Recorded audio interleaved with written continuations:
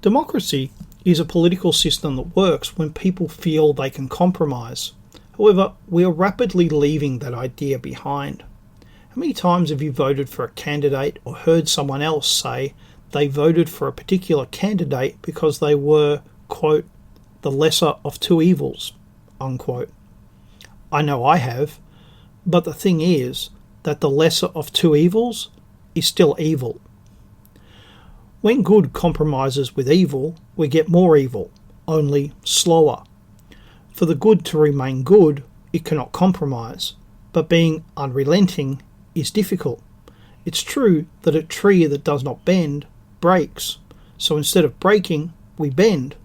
At a personal level, in fact, at every level, we compromise. We give up the good to achieve some peace. We allow evil to triumph, and because it was only a small triumph, we can pretend to ourselves that it wasn't a big deal. Those on the right, traditionalists, conservatives, have always said that democracy would fail. It is our curse that we can see the end point. We can quite clearly see that this great scheme is doomed, but we cannot get the timing right. We always think that the doom is near, no matter how far away it really is. So we tell people that this will fail, and they then watch as it does not fail. In fact, it achieves great success. We look like fools while still knowing the truth. It seems like a religious conviction, like we have put our faith before our reasoning. However, it is exactly the opposite. Our reasoning has informed our faith, so to speak. Of course, traditionalism is neither a religion or a faith. Instead, it is a political philosophy, a conceit that we know how to organise the affairs of man. Maybe it's wrong to say that democracy is unique in its failings. Maybe all schemes to organise the affairs of man will fail in time. Maybe man is the problem and not philosophy. However, we are then left with a paradox. Man needs order to live in any kind of security, let alone freedom. But if all schemes to organise the affairs of men are doomed to fail, how do we achieve order? I think that the answer to this paradox is not that things fail, but for how long can they maintain order? Democracy once seemed like the great answer to human affairs. It gave everyone a say in the running of the government.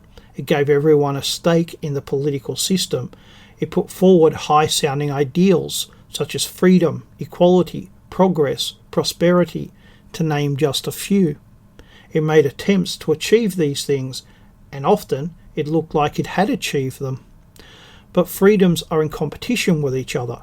Equality may be law, but nowhere is it real, because it's not a real reflection of reality. In other words, looks and laws can be deceiving. And when it fails, we will all hear, but it wasn't real democracy. What is becoming increasingly clear is that the centre is shrinking. Both the left and the right are growing in size, and we each are coming around to the idea that we cannot live with the other. That compromise is wrong, that there is nothing that should be compromised. We think that we are right, and we know that the left is evil. The left thinks that we are evil and know that they are right. I have not felt that Parliament represented me for a long time. I vote merely to vote in the lesser of two evils, who is still evil. The sense that we are a community, all in this together, is gone. My neighbours are not my people, but random strangers from all over the world, and the people who are my blood are living in a dream world that I do not share. In such an atmosphere, democracy cannot survive.